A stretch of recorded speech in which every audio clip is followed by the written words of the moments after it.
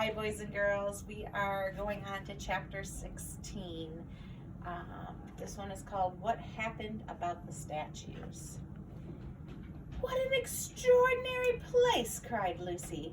All of those stone animals and people, too. It's like a museum. Hush, said Susan. Aslan's doing something. He was indeed. He bounded up to the stone lion and breathed on him. Then, without waiting a moment, he whisked around, almost as if he had a cat chasing his tail, and breathed on also a stone dwarf. Yes, as you remember, was standing a few feet from the lion with his back to it. Then he pounced on to a tall stone dryad, which stood beyond the dwarf, turned rapidly aside to deal with the stone rabbit on its right, and rushed on to 2 centaurs. But at that moment, Lucy said, "Oh, Susan, look at the lion!" I expect you've seen someone put a lighted match to a bit of a newspaper when it's been propped up in a grate against an unlit fire. And for a second, nothing seems to happen. And then you notice a tiny streak of flame creeping along the edge of the newspaper. It was like that now. For a second after Aslan had breathed upon the stone lion, he looked just the same. Then a tiny streak of gold began to run along its white marble back. Then it spread, then the color seemed to lick all over him as flame licks all about the bit of paper. Then, with his hindquarters still obviously stone, the lion shook out its mane, and all heavy stone folds rippled into living hair. Then he opened a great red mouth, warm and living, and gave a prodigious yawn. And now his hind legs had come to life. He lifted one of them and scratched himself. Then, having caught sight of Aslan, he went bounding after him and frisking around him, whimpering with delight and jumping up to lick his face. Of course, the children's eyes turned to follow the lion, but the sight they saw was so wonderful that they forgot about him. Everywhere the statues were coming to life. The courtyard looked no longer like a museum, it looked more like a zoo. Creatures were running after Aslan and dancing round him till he was almost hidden in the crowd. Instead of all that deadly white, the courtyard was now ablaze with colors, glossy chestnut sides of centaurs, indigo horns of unicorns, dazzling plumage of birds, ruddy red brown of foxes, dogs, and centaurs, yellow stockings and crimson hoods of dwarfs, and the beach girls in silver, and the beach girls of fresh transparent green, and the larch girls in green so bright it was almost yellow. And instead of the deadly silence, the whole place rang out with sounds of happy roarings, brayings, yelpings, barkings, squealings, cooings, neighings, stampings, shouts, hurrahs, songs, and laughter. "Oh," said Susan in a different tone. "Look, I wonder, do you think it's safe?" Lucy looked and saw that Aslan had breathed on the feet of a stone giant. "All right," shouted Aslan joyously. "Once the feet are put right, all the rest of him will follow." "That's not exactly what I meant," whispered Susan to Lucy. But it was too late to do anything about it now, even if Aslan had listened to her.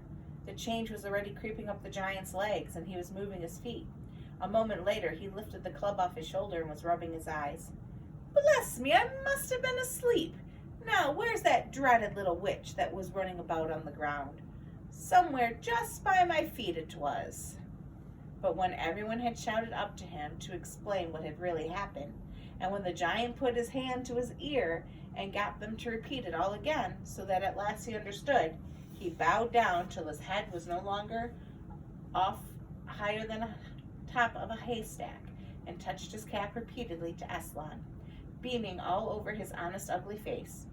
Giants of any sort are now so rare in England, and so few giants are good-tempered, that 10 to 1 you've never seen a giant when you've seen his face beaming. It's a sight well worth looking at. "Now for the inside of the house," said Aslan. "Look alive, everyone. Upstairs, downstairs, in my lady's chambers. Leave no corners unsearched. You never know where some poor prisoner may be concealed." And into the interior they all rushed for several minutes. The whole of that dark, horrible, fusty old castle echoed with the opening of windows, and with everyone's voices crying out at once, "Don't forget the dungeons! Give us a hand with this door! Here's another little winding staircase. Oh, I say, here's a poor kangaroo. Call Aslan. Phew, it smells in here. Look out for trapdoors. Up here. There's a whole lot more of the landing.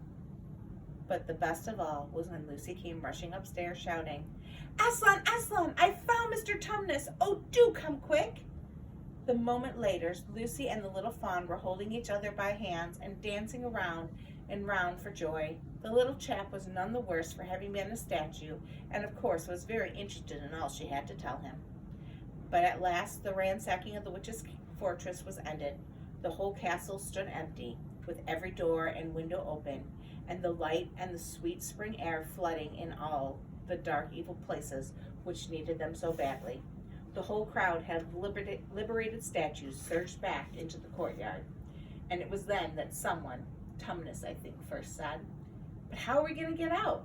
For Aslan had jumped the gate, and they were all still locked. That'll be all right, said Aslan, and then rising on his hind legs, he bawled up to the giant. Hi, you up there, he roared. What's your name? Giant Rumblebuffin. It has pleased your honor, said the great giant, once more touching his cap. Well then, Giant Rumblebuffin, said Aslan, just let us out of this, will you? Certainly, your honor, it will be a pleasure, said Giant Rumblebuffin. Stand well away from the gates, if you will, you little uns. Then he strode to the gate himself, and bang, bang, bang went his huge club. The gates creaked at the first blow, cracked at the second, and shivered at the third. Then he tackled the towers, one on each side of them, and after a few minutes of crashing and thudding, both of the towers went down.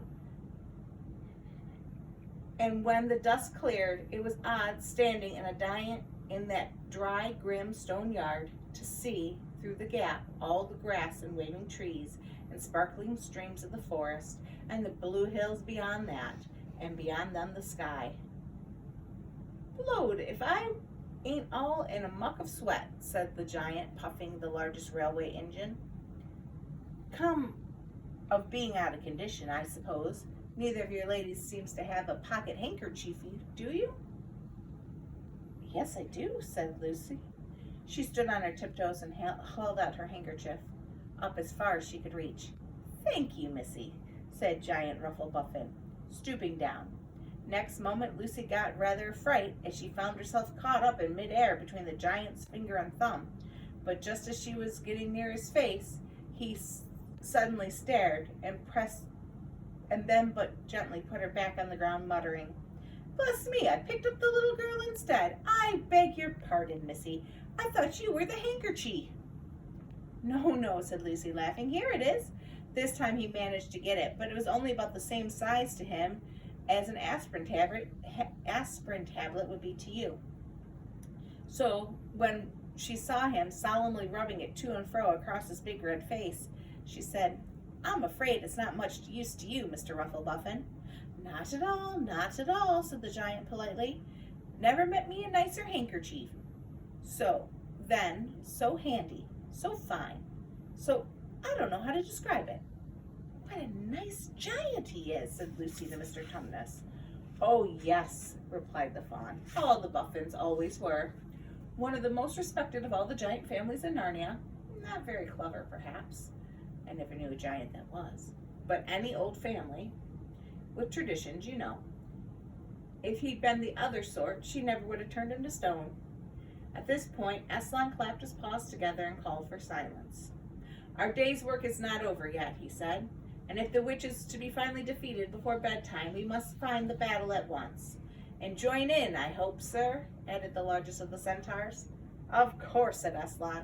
And now, those who can't keep up, that is children, dwarfs, small children, you must ride on the backs of those who can, that is lions, centaurs, unicorns, horses, giants, and eagles.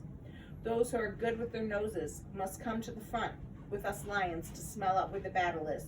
Look lively and sort yourselves. And with a great deal of bustle and cheering they did. The most pleased of the lot was the other lion, who kept running around everywhere, pretending to be very busy, but really in order to say to everyone he met, Did you hear what he said? Us lions. That means him and me, us lions. That's what I like about Aslan. No sides, no standoffishness, us lions. That meant him and me. At least he went on saying this till Aslan loaded him up with 3 dwarfs and 1 dryad, 2 rabbits, and a hedgehog. That steadied him a bit. When all were ready, it was a big sheepdog who actually helped Aslan getting them sorted in proper order. They set out toward the gap in the castle wall. At first the lions and dogs went nosing about in all directions, but suddenly one great hound picked up the scent and gave a bay. There was no time lost at that. Soon all the dogs and lions and wolves and other hunting animals were going at full speed with their noses on the ground, and all of the others streaked out for about half a mile behind them and were following fast as they could. The noise was like an English foxhound, only better, because every now and then with the music of the hounds was mixed the roar of the other lion and sometimes the far deeper and more awful roar of Aslan himself. Faster and faster they went as the scent became easier and easier to follow. And then, just as they came to the last curve in a narrow, winding valley, Lucy heard above all the noises another noise, a different one, one that gave her a weird feeling inside. It was a noise of shouts and shrieks and clashing metal against metal. They came out of the narrow valley, and at once she saw the reason. There stood Peter and Edmund and all the rest of Aslan's army fighting desperately against the crowd of horrible creatures whom she'd seen last night. Only now in daylight they looked even stranger and more evil and more deformed. There also seemed to be far more of them. Peter's army, which had their backs to her, looked terribly few, and there were statues dotted all over the battlefield, so apparently the witch had been using her wand. But she didn't seem to be using it now. She was fighting with her stone knife. It was Peter she was fighting. Both of them going at it so hard, Lucy could hardly make out what was happening. She only saw the stone knife and Peter's sword flashing so quickly she thought it looked like 3 knives and 3 swords. That pair were in the center. On either side, the line stretched out. Horrible things were happening wherever she looked. "Off my back, children," shouted Aslan, and they both tumbled off. And then with a roar that shook all of Narnia, from the western lamppost to the shores of the eastern sea, and the great beast flung himself up upon the White Witch. Lucy saw her face lifting toward him for 1 second with an expression of terror and amazement. The lion and the witch rolled together, but with the witch underneath, and at the same time, all warlike creatures whom Aslan had led from the witch's house rushed madly on the enemy lions. Dwarfs with their battle axes, dogs with their teeth, giant with his club, and also his feet crushed many dozen a foe. What unicorns with their horns, centaurs with swords and hooves, and Peter's tired army cheered, and the newcomers roared, and the enemy squealed and gibbered, till the wood re-echoed with the din of that onset.